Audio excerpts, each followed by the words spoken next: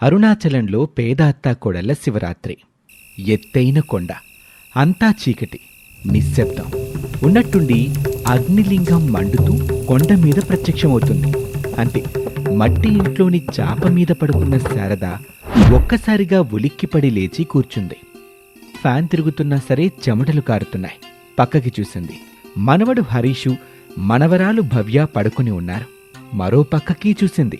కోడలు అనామిక పడుకుని ఉంది. కొంచెం దూరంలో మంచంలో పడుకున్న భర్త ప్రసాద్ని, కొడుకు రమేషు కనిపించారు. ఇదేంటి ఎప్పుడూ లేంది? కలలో మండుతున్న అగ్నిలింగం కనిపించింది.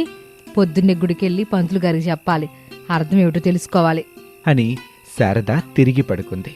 మరుసటి రోజు ఉదయం తలంటు స్నానం చేసుకున్న శారద ఇంట్లో ఒక మూల ఉన్న శివపార్వతుల ఫోటో ముందు దీపం పెట్టింది. ఆ చోటుని అత్తాకోడళ్ళు పూజగదిగా పిలుచుకుంటారు. భక్తిగా శివయ్యని చూస్తూ శారద దండం పెట్టుకుంటుంది. శివయ్య, సోమవారం తలంటు పోసుకొని దీపం పెడతానే ఉన్నాను. నిన్ను తలుచుకుంటూ ఉపవాసం చేస్తున్నా.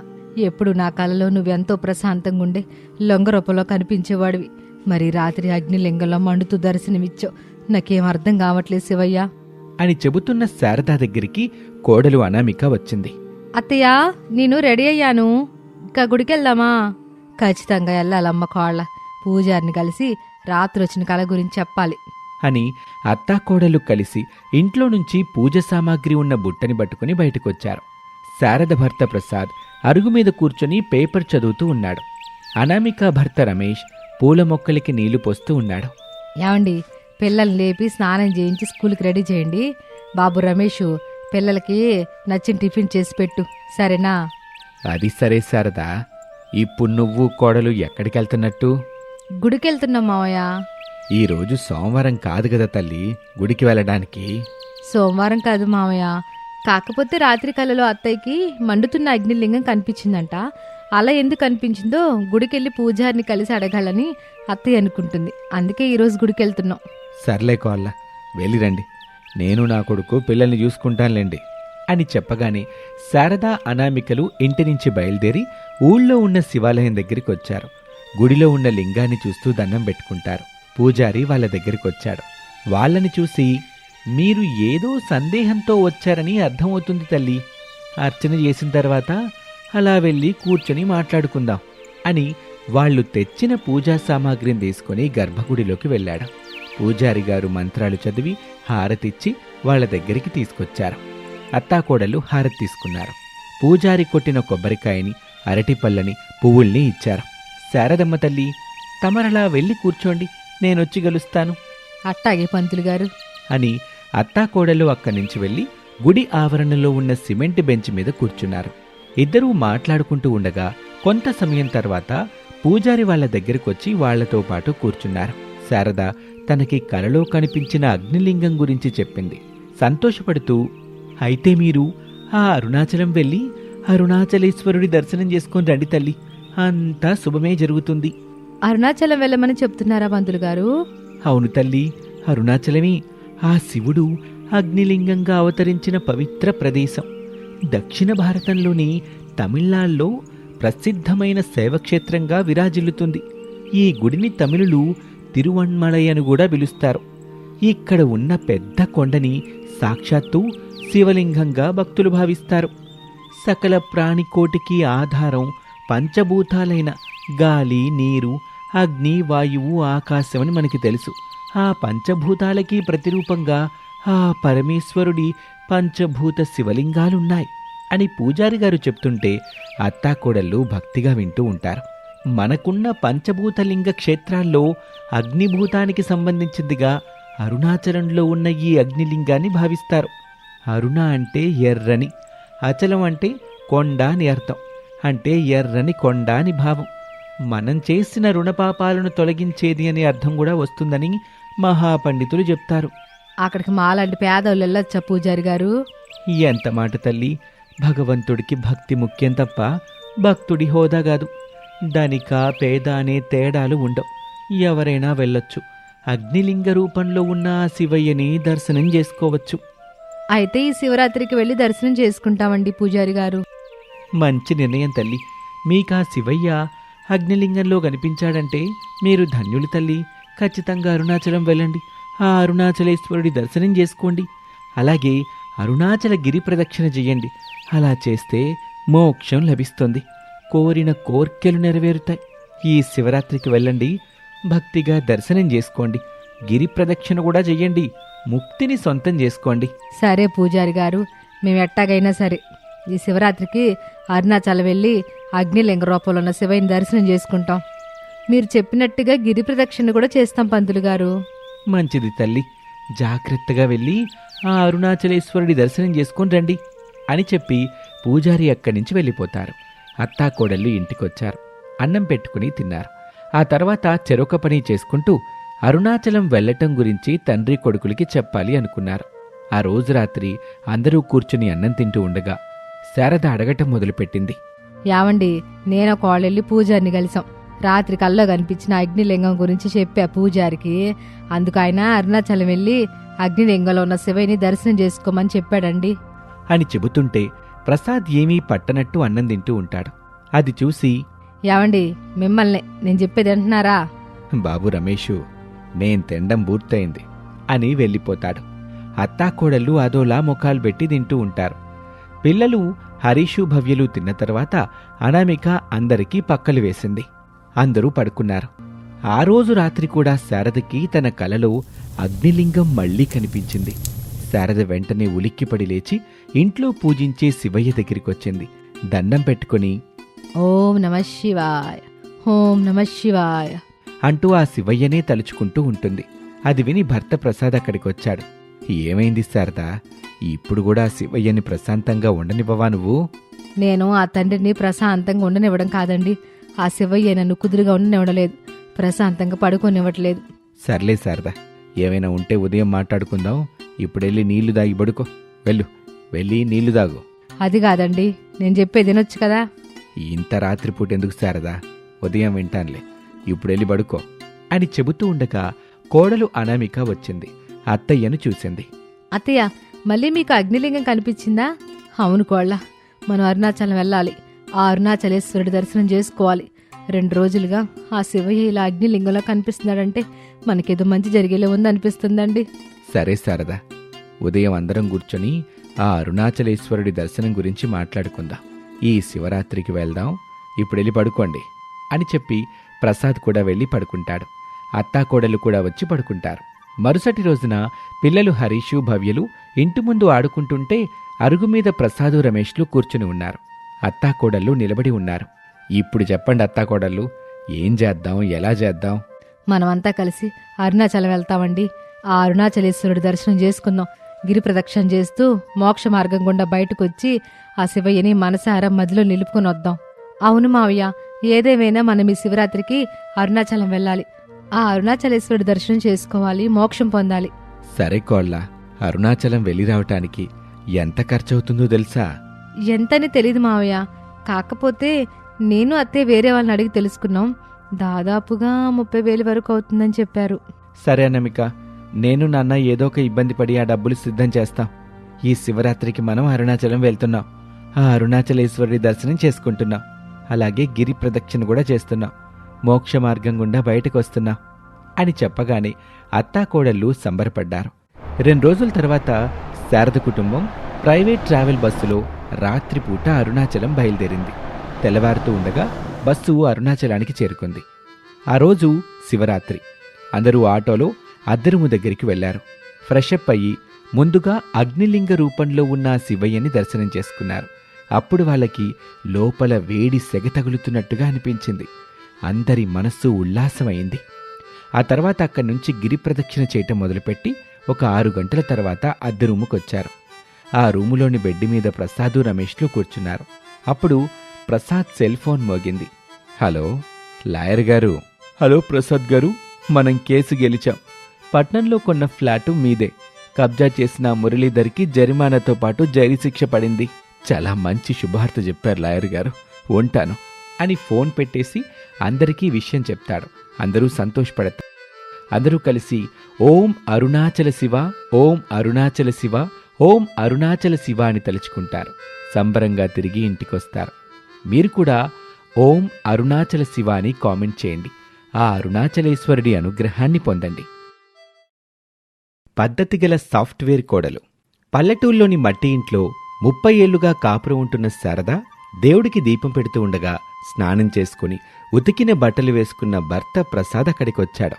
ఇద్దరూ దేవుణ్ణి చూస్తూ దండం పెట్టుకుంటారు. శారద మాత్రం దీనంగా ముఖం పెట్టింది. అది చూసిన ప్రసాదు, ఏంటి శారద ఇది? పొద్దున్నే లేచావు, పెరట్లోని పాకలో నుంచి పేడ తీసుకెళ్లి కల్లాపి జల్లావు, రంగురంగుల ముగ్గులు పెట్టావు, తలారా స్నానం చేసుకుని దీపం కూడా పెట్టావు.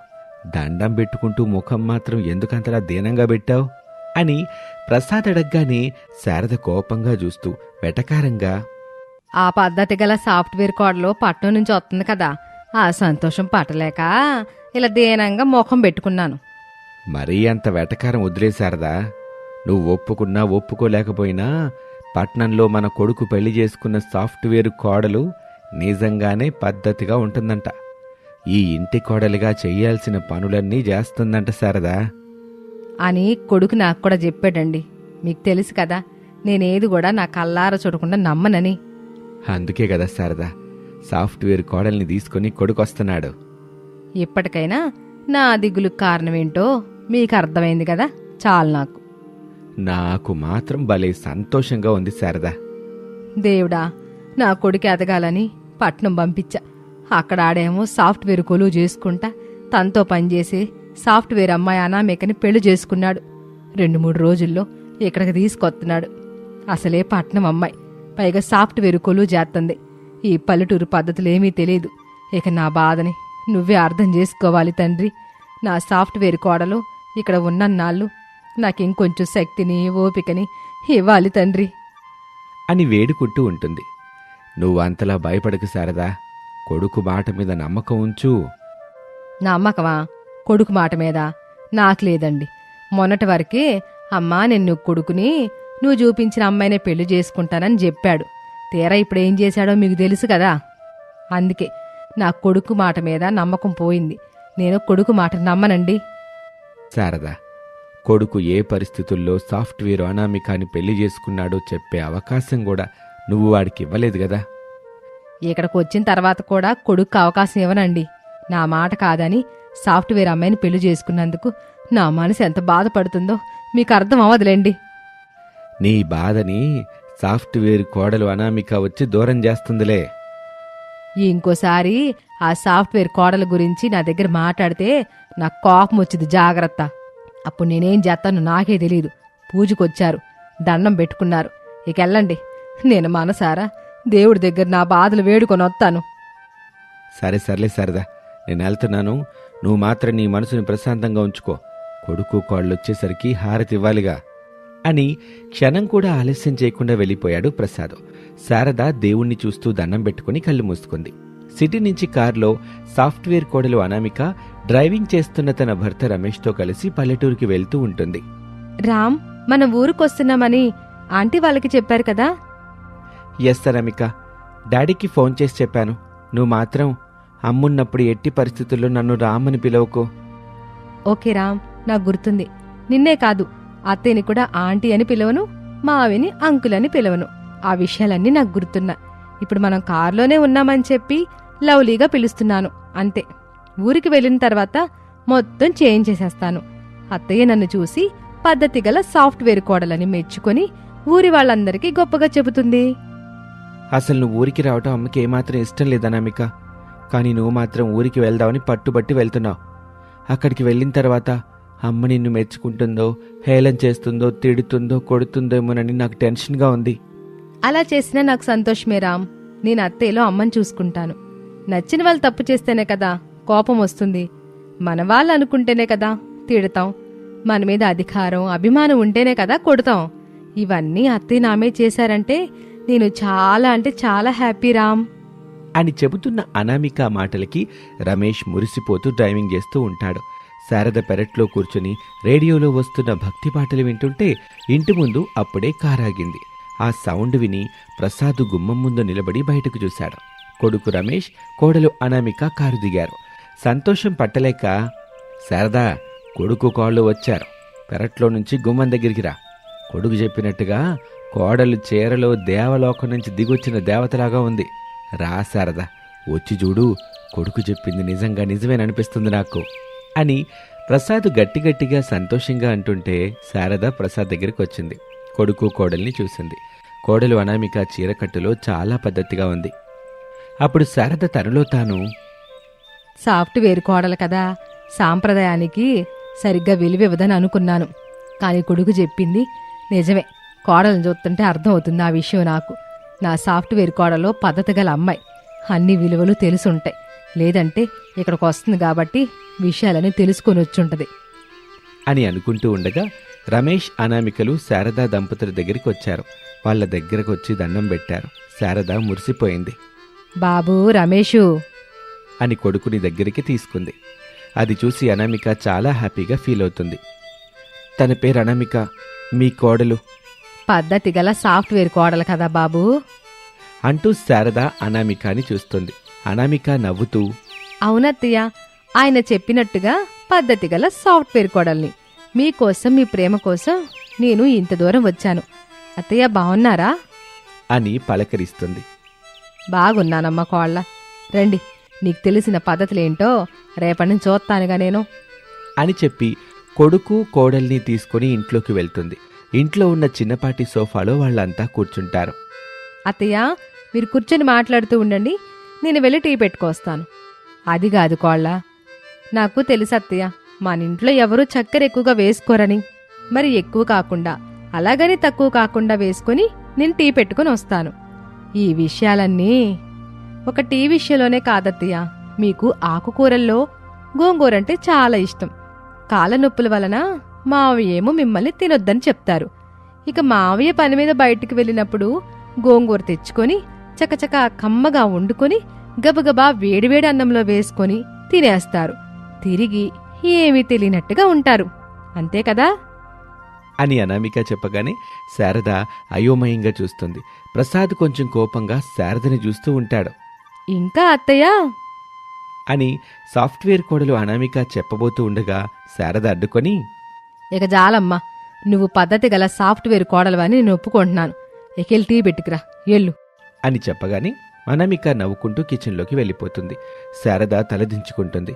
ప్రసాదు రమేష్లు నవ్వుకుంటారు. కొంత సమయం తర్వాత అనామిక అందరికీ నచ్చేలా టీ పెట్టుకొచ్చి ఇస్తుంది. అందరూ టీ తాగుతారు. ఎలా ఉంది అత్తయ్య? చాలా బాగుంది కోళ్ళ అని అందరూ అనామికాని మెచ్చుకుంటారు. అలా అందరూ కూర్చుని సరదాగా మాట్లాడుకుంటూ ఉంటారు. చీకటి పడింది.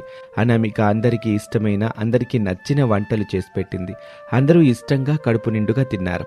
శారద దంపతులు తమ గదిలో పడుకున్నారు. శారద, మన కొడుకు చెప్పినట్టు నా కోడలు అనామిక నిజంగానే పద్ధతి గల కోళ్లే గదా? కాదండి, పద్ధతులంటే తాగే వాటి గురించి, తినే కూరల గురించి తెలుసుకోవడం కాదు. ఇంటికి కొన్ని కట్టుబాట్లు, పద్ధతులనేవి ఉంటాయి. అవి అనామిక చెయ్యాలి. అప్పుడు నేను పద్ధతి గల సాఫ్ట్వేర్ కోడలని ఒప్పుకుంటాను. అయితే ఉదయమే ఒప్పుకోవడానికి సిద్ధంగా ఉండు శారదా అని ప్రసాద్ పడుకుంటాడు. మరుసటి రోజు ఉదయం 5 గంటల సమయం. కోడి కూసింది. అనామిక నిద్రలేచింది. పెరట్లో ఉన్న తట్ట తీసుకుని ఇంటికి కొంచెం దూరంలో ఉన్న పాక దగ్గరకు వెళ్ళింది. పేడ తీసుకొచ్చి కల్లాపి చల్లింది. ముగ్గులు పెట్టింది. తలంటూ స్నానం చేసుకొని జుట్టుకు తువ్వాలు కట్టుకుంది. గుమ్మం ముందున్న గడపకి బొట్లు పెడుతూ ఉంటుంది. అప్పుడే నిద్రలేచిన శారద అనామిక తలకి బట్ట చుట్టుకొని గడపకి బొట్లు పెడుతూ ఉండటం చూసి, వామో, నా కోడలో పద్ధతి గల సాఫ్ట్వేర్ కోడలే అని ఎంతగానో మురిసిపోతుంది. ఇంతలో అక్కడికి ప్రసాద్ వచ్చాడు. మన కోడల గురించి ఇప్పుడేమంటావు శారదా? కొడుకు చెప్పినట్టే అనామిక పద్ధతి గల సాఫ్ట్వేర్ కోడలే అని మనసారా ఒప్పుకుంటున్నానండి. ఇప్పుడు నా మనసు ఎంత సంతోషంగా ఉందో. ఈ ఇంటి పద్ధతులు మా అత్తయ్య నాకు నేర్పించింది. నేను నా కోడలకి నేర్పించాలని అనుకున్నాను. కానీ మన కొడుకు సాఫ్ట్వేర్ అమ్మాయిని పెళ్లి చేసుకున్నాడని తెలుసుకొని ఎంత బాధపడ్డానో నాకే తెలుసు. ఇప్పుడు కల్లారా చూసిన తర్వాత ఆ బాధ పోయిందిగా నీకు? పోయిందండి, మొత్తం పోయింది అని చెప్పగానే ఇక ప్రసాద్ అక్కడి నుంచి వెళ్ళిపోతాడు. అనామిక బొట్లు పెట్టడం అయ్యాక గుమ్మం దగ్గర నిలబడి చూస్తున్న అత్తగారు శారదను చూసి, అది అత్తయ్య, ఈరోజు శుక్రవారం కదా, గడప కడిగి పసుపు పూసి బొట్లు పెడుతున్నాను. అదయ్యాక దీపం పెట్టేస్తాను. గడపకి బొట్లు ఇలాగే పెడతారు కదా అత్తయ్య? అవును కోళ్ళ, ఇట్టాగే పెడతారు. నేను వెళ్ళి స్నానం చేసుకుని వస్తాను, నువ్వు దేవుడి దగ్గర దీపం పెట్టే. సరే అత్తయ్య. అని అనామిక చెప్పగానే శారద అక్కడి నుంచి వెళ్ళిపోయింది. అనామిక దేవుడి దగ్గరికి వెళ్ళింది, పూజ చేసింది, దీపం పెట్టింది, తనకొచ్చిన భక్తి శ్లోకాలను పాడింది. స్నానం చేసుకుని తలకి బట్ట చుట్టుకున్న శారద భక్తి శ్లోకం విని, మనం చాలా అదృష్టవంతులం కదండి. అవును శారద, పద మనం కూడా దేవుడి దగ్గరికి వెళ్ళి దండం పెట్టుకుందాం అని శారదా దంపతులు, రమేష్ అందరూ కలిసి దేవుని దగ్గరికి వెళ్తారు. అందరూ దండం పెట్టుకుంటారు. అలా సాఫ్ట్వేర్ కోడలి జీవితం పల్లెటూరులో ఆనందంగా సాగిపోతూ ఉంటుంది. ఇది వాల్టి కథ. మరొక ఆసక్తికర కథలో మళ్ళీ కలుద్దాం. నమస్తే.